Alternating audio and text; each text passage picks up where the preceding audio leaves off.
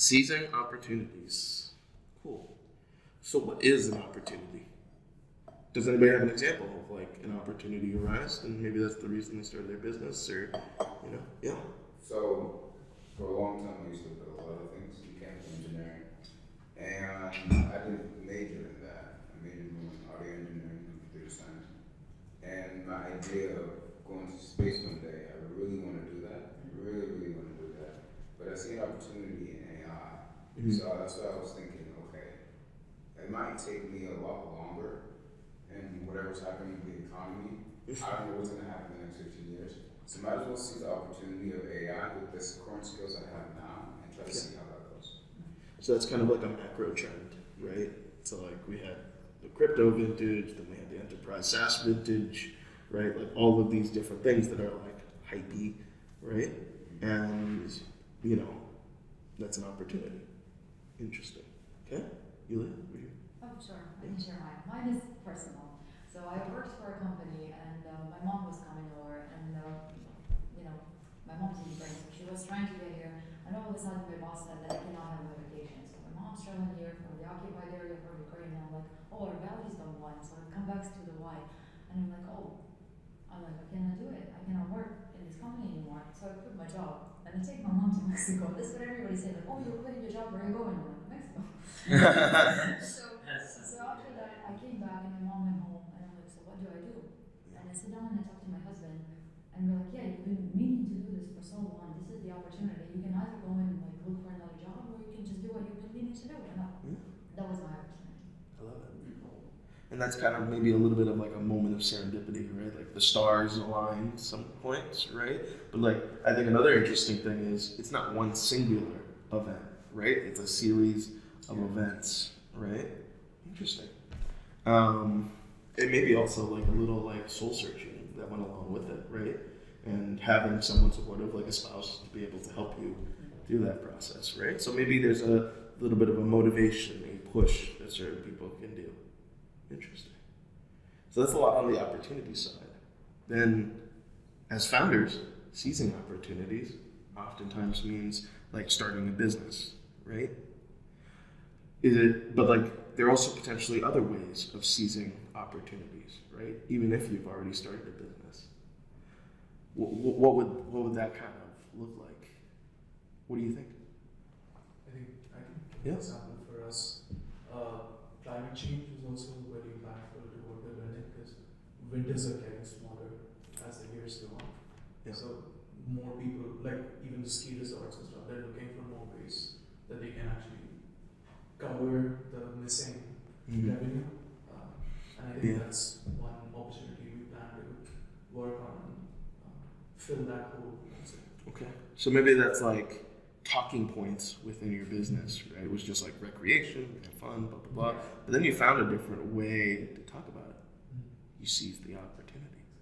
Interesting. Anything else that, So like when we started, so I was like as a startup, we need some sort of accelerator to participate, and I saw your post on LinkedIn. So first and foremost, I was like, this is the opportunity, at least we need some outsider's perspective of what we're doing. So we just applied for it. So that's one of the examples. And a lot of that's based on luck, right? Yeah. Like me literally starting this was because I bought a lot of domains on Google Domains. Google Domains sold it over to Squarespace. So I got a bunch of emails. I'm not sure if you guys have got the same emails that Squarespace is like, by the way, we got your domains now.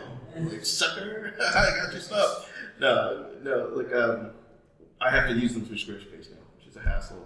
The website on mobile was so much better in Google Domains. Squarespace, it takes like 10 years to load for whatever reason. It's like, great. But it does stop me from impulse buying URLs. But the fact that I impulse bought First Gen Founders and me getting reminded about it, I was like, I should probably do something about it. And before this, I was building an app called Poke Founder, which was Pocket Founder. It was a mobile app, but it was supposed to help founders build their pitch decks. But then I found out maybe it's just easier and better to do it hands-on, doing it in an automated fashion. Yes, that works, people bugging me about adding AI in, which is an opportunity, but oftentimes I'm like, it is, but it also, and it's not there yet, right? DALL-E is not going to generate a slide for you, blah, blah, blah, blah. So, but then that eventually, like the two things, the stars aligned, and we built this. Unfortunately, I got a very nasty email, a very nice email from someone that first gen is already taken. So I'm going to move on from that. Talk about rebranding another day. But yeah, it is, yeah, exactly. It's like a moment of serendipity. I wouldn't have come up with that if Google hadn't sold Google domains over to Squarespace. And then me coming down this, and then me posting on LinkedIn to then have you come here, hopefully unlock stuff with your business. So crazy how some of that stuff works, right? Yeah. I mean, I met Yulia at Techstars Startup Redemption. yes. We were. Yeah. Just a random meeting because I'm like, parties happen. Yeah. I have not seen her in forever, and she just happened to walk through the door. I know. Where you go there, Yeah. So like, I think one of the crazy things is these are just lucky moments, oftentimes, right? But luck is just, if you're a math person, you're like, oh, luck is just probability and statistics, right? It's just like, you can break it down into numbers or whatever. There's a cup there if you want to pour it out. Yeah. I didn't have plates, so I just went pour it into a cup. You can like drink trail mix, I guess. I thought it's correction. I don't know what if it's correction. No. Thank you. I honestly should have opened it, but my bad. Go ahead. Yeah. So like a lot of times, some people can just chalk stuff up to luck, right? Often you hear that Mark Zuckerberg was just lucky and blah blah blah. And honestly, yes, he certainly was. But sometimes, a lot of people blame it on luck, right? That opportunities never arise for me and blah blah blah. That's how life works sometimes, right? And when we talk about like seizing opportunities, there's also the other side of the coin, generating opportunities for opportunities, right? Like it kind of sounds roundabout, but like the more that you put yourself out there, the more that you increase the surface area in which someone can make an impact along your business and along what you do, can create these random moments of serendipity, right? Like you being willing to go to networking events, right? And like just happen to randomly meet a person who's willing to help and unlock the business, right? Randomly meeting a customer at certain points. The one thing that I often like tell founders, like most founders have to be on like 24/7 because they care about their business. Because like literally at Thanksgiving dinner, your uncle might say something that sparks something in your mind, and like you could forget about it because you ate too much turkey and then ran into a coma, or you could like scribble it down. Not to say that you necessarily have to, because there are times you want to unplug and blah blah blah. Like, and I'm empathetic to how everyone works, but when that moment of serendipity arrives, that is an opportunity, right? So just kind of thoughts there. Cool. Anybody else have any thoughts about opportunities and kind of being able to attack some of that stuff? It's just a mindset, right? Your mindset of being able to generate opportunities for yourself and then being able to seize it when it actually arrives. Creating, following through. Is that a snowboarding thing? I think it also goes hand in hand with the whole entrepreneurship mindset, right? Just like Akash mentioned, you have to kind of be a risk taker. Yeah. And seizing an opportunity is, to a certain extent, a risk for people. It's so interesting because you say that, because as a person who's done it multiple times before, and I say 2x factor, I'm like more like 10 if you include like all the stuff that never really I never really went all in on, right? But like 2 I definitely went all in on and managed to do all right in 1, and then the other one did a lot better. But in kind of the processes, right? Like I was lucky to meet the co-founders in both my businesses that enabled me to actually do it, because they complemented me and enabled me to actually run and operate the business, right? Another aspect of it is like to your point, right? Like, there's so many moments in time where I just say, there is an opportunity here, but I don't want to do it. You know, like, there are things like that. I made a conscious choice to not do that. I'm sure many of you have, right? How do you deal with the fact that, you know, maybe things don't work out in the current path that you're doing? Try again. You know, Try again. try again. Have a plan B, plan C, plan D. Generate more opportunities. How do you feel about that though, with playing B, C, D? Being flexible and being open-minded to everything. We'll have a different conversation about planning in the future, but we can certainly hit upon that. Can you plan on opportunities? Sometimes Sometimes. Okay. How so? choreograph the whole thing like. Yes. Like, before you sleep at night, you dream it up in your head. There's just an investor who walks up and signs a $1 million check. No, maybe it's facetious about it. Yeah. Going there, you plan intentionally, like, oh, you know what, I'm going to create a situation where the investor wants me to. And I yes, That's exactly. stalking. Sometimes you have to do it. You do what you got to do within reason, you know. Yeah. But no, that's definitely right. So sometimes you got to dream it up in your head and then figure out the pathway to actually make it happen, right? So look, a lot of things are probably not going to work. We're not perfect. No one's perfect in this room, and we all have dreams. And guess what? If everything in the dreams happened in real life,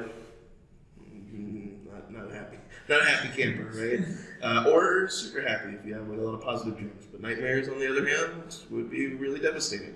So, you know, I think that's really important. Like, being able to create, having a starting point, an end point. We'll talk about that later a little bit more. But yeah, when you're talking about like planning for opportunities, maybe you can plan for how you generate opportunities. Maybe there are no opportunities that come from that. So maybe you do need a plan B of like, how do I continue to try to generate it, right? But like, I think it's a good thing to think about things as like, look, it's a dice roll. Sometimes the dice goes your way, sometimes it doesn't. But as long as you're continuing to roll and it's not negatively impacting you for the fact that you're rolling, right? You're not gambling, you know, you bet all in on every hand, you know, every dice roll and whatever, right? Like, be smart about it. But technically, everything does have a cost, right? You go to an event, you have to pay for parking, blah, blah, blah. Like, obviously empathetic to everyone's economic condition to be able to do certain things. And some of these things can be emotionally draining as well, right? Constantly put yourself out there. So everything, you know, I often think of things in terms of like resources, right? And there's personal resources, and then there's external resources, which is like money, your team, time, that type of stuff, to then personal stuff, which is like your emotional wherewithal, all that type of stuff. And so, you know, within the boundaries of the resources that you have, generating opportunities, right? And it's a lot easier to do it with a strong fundamental base. So sometimes I do tell people, maybe it's not right for you, like you're like laid off from a job, you're getting kicked out of your apartment. I mean, now's not the right time to build a startup. You might want to like, you know, worry about, you know, your own conditions so that you are then able to seize an opportunity, generate opportunities, so on and so forth. You know, so just different things to think about. Anybody else have any other thoughts on opportunities? I think opportunity always comes with a problem. Mm-hmm. But just the other side of opportunity is the problem. Yeah. To fill up, and then maybe find a gap in the existing competitor place. Like then, I mean, you need to do a lot of research before you really validate is this is a real opportunity or not. Definitely. And I feel like those are continuous opportunity we should always take. Like, it's not like we took advantage of one opportunity and we're done. It's like we took one and maybe a couple of weeks ago there's one more coming up. It's not like, oh, I already took one, fine, now we should, I think, keep on grabbing under considering risk, but yeah. Definitely. And I guess that's another question. Like, would you be willing to reject an opportunity if it arises? I think it takes courage, Yeah. and it also takes understanding how much am I going to invest of my Mhm. time, my energy, my mental health, like anything at all, for this opportunity, and how worthwhile is it for me. I think this ability to assess the opportunity is really, really important. Risk reward. The what? Yeah. Risk reward. Exactly. You said that you need to go to something that I read, where in order to be successful, you have to be good at saying no. Mm. So I guess where would that line drop? Where would you put that line? I don't know. It depends. It depends on Depends. the stage you're in. Good question. Depends. Yeah. Yeah. I think there's multiple ways to look at it, right? Some people have to look at it in the economic lens, right? Just because that's their state in life, right? And they're like, how much money can I put into the business to bootstrap it, to actually like take care of myself while I'm out of a job to be able to do that? Some people are able to, some people aren't. It's risk reward, right? That's the risk. Is the reward worth it at some point? And look, rewards are variable in business, right? We don't know. But, usually it's more so on the downside, usually. But it could also be to the upside, though it is a little bit rare, right? But for the most part, yeah. When you look at that evaluation, right, I think it depends on each individual person, right?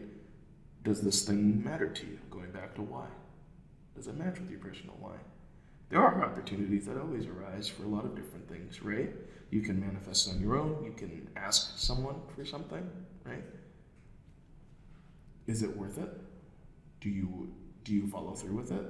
There's often times where like I ask someone for something and they're like, yeah, send me an email about it and I'll get it to you. And then I don't email them because ultimately I'm like, it's not actually worth it, right? You manifested it. You decided not to follow through with it. It's both ends of that, right? Cool. Awesome. I think we hit on everything we needed. So, anything else on seizing opportunities? Because I do think, it's important to be able to evaluate opportunities and be like, it's not actually worth it. Maybe it is. And then also learning to not live with the regret of it, right? Yes? So you said, what is sometimes you really say no to opportunities is hard. It is hard, yes. And do you feel like it's a good way that a company just try different opportunities to see which one works? My answer to that would be within the economic capabilities of the business in order to do that, right? Look, a lot of things in startups, we talk about pivoting and we talk about that stuff. We'll talk more about that later on. But just in terms of like being able to experiment, like most startups, honestly, I'm becoming more radicalized to ever use the word startup ever again, because I'd rather think about it in terms of like everyone works on a project and then the project eventually becomes a business. And startups, this patch word that we kind of created to mean that someone's in between a hobby and actually an official business, right? And we use that kind of as like a catch-all term. But, most of early stage business building is experimenting with different things. Does this work? We're going to try it. Does it work? Does it not? And then like when that moment, and there are different ways of doing it. I'm very much a numbers person, so I try to be like, there are numeric things that you can track that say like this thing is working, but sometimes it is gut feeling, right? And whether you find throughout your life that you trust your gut, or your gut is not to be trusted and you need to trust the numbers, that tells you whether or not you should go all in on something. Then that just leads to another level of experimentation in that particular area, right? Experiments beget experiments and so on and so forth. I think that like scientists often talk about taking a scientific approach to like their work, then they don't do the same thing in their business, right? Where they're like, I put out a hypothesis. We'll be doing that later. Spoiler alerts. We'll create a hypothesis. Like, I believe that this is what is going on. Then you do research to figure out, oh, does my hypothesis actually matter and work? It's a scientific method, right? And it's repeatable, and okay, that means that it can scale from the business sense, right? That like me executing this thing for one customer actually matters to another. It's just like in science where one person does an experiment, it succeeds. It's got to be repeatable, right?